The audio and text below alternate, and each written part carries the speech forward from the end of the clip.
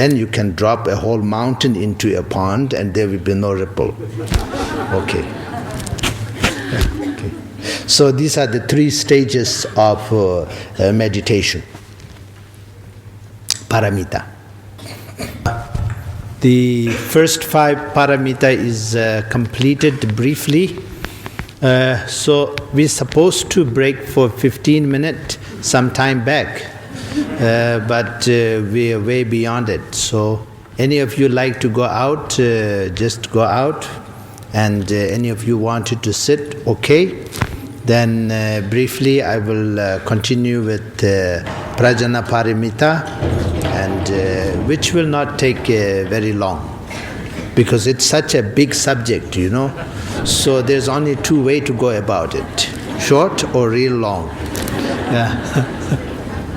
So you have some question, ask.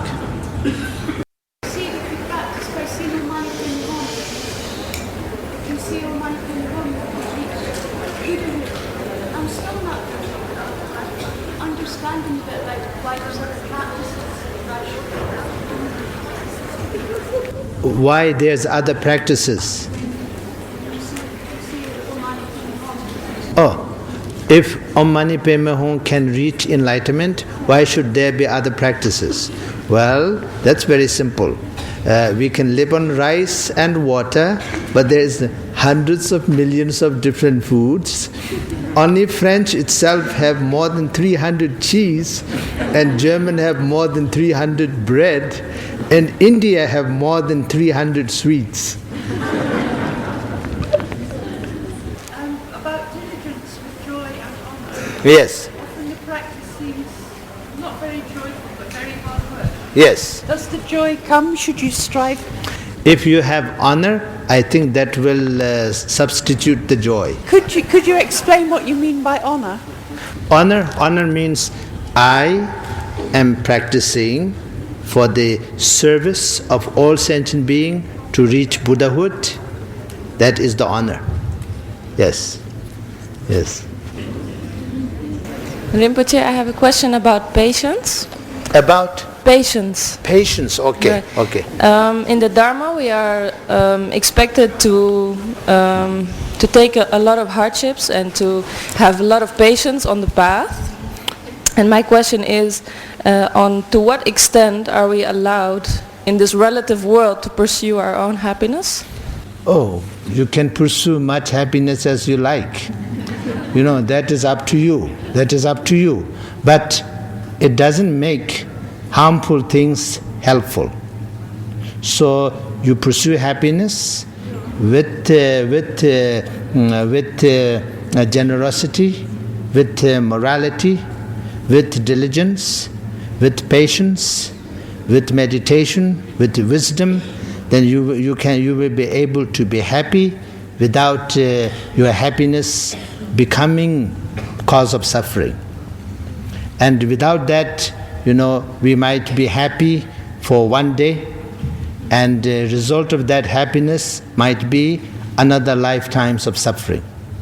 Could be. So that way, there's no such thing. We are not allowed to do this or allowed to do not allowed to do that. It's up to individual. There's free will. But for our benefit, we should have mindfulness and awareness as a Dharma practitioner. That then our Dharma practice will be successful. Yes. What kind of the symbol when we practice shamatha and we know that vipassana will come out? I think this is because they think that the second stage that we will have a glimpse of the wisdom. Yes. Is any symbol that we can know when we do shamatha practice? And yeah, we know? Okay. Well, shamatha practice is so many. I can give you example. If you are a cook, make sure you don't cut your finger. Make sure you don't put too many of something or too little of something. Make sure you don't overcook or undercook your food. Make sure if it is for 6 person, it's for 6 person, not for 12 people or 4 people. So having that kind of discipline of clarity and maturity, that is shamatha in the world. People, good drivers, have good shamatha of driving. Never get into accident. Good cooks have good shamatha of cooking. Never cut their finger. So if you are talking to you wanted to check out a carpenter or a cook for his or her shamatha, look at the hand.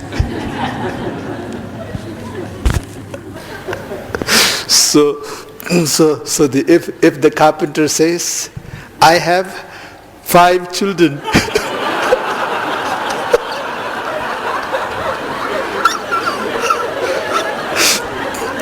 then not very good shamatha.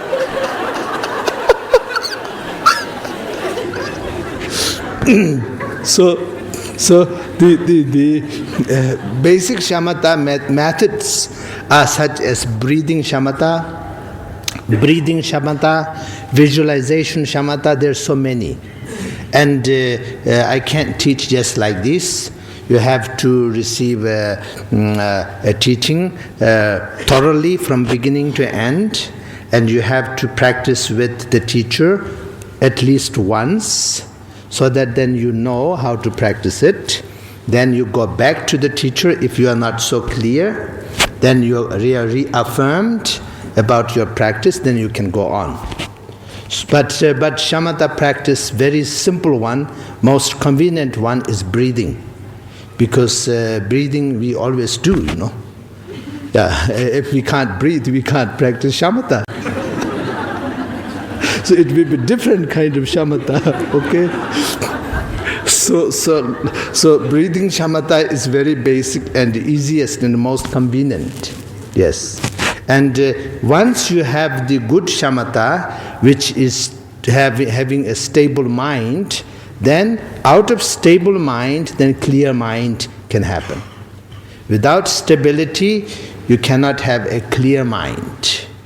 You can have a sharp mind, you can make intuitive decisions, and so on and so forth, but that will be very much of a gambling.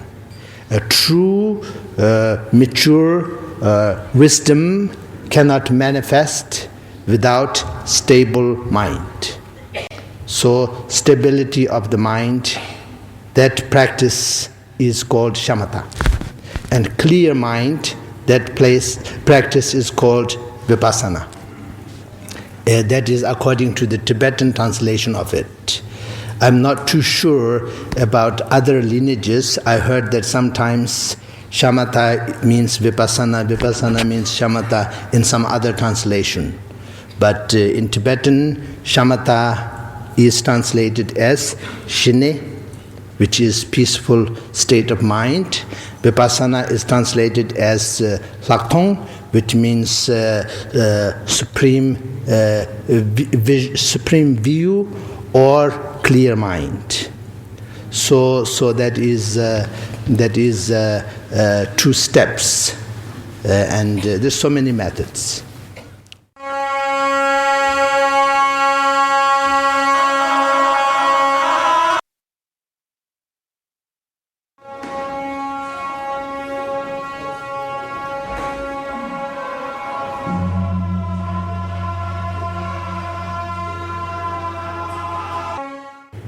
This is teaching on Prajna Paramita, the 6th Paramita.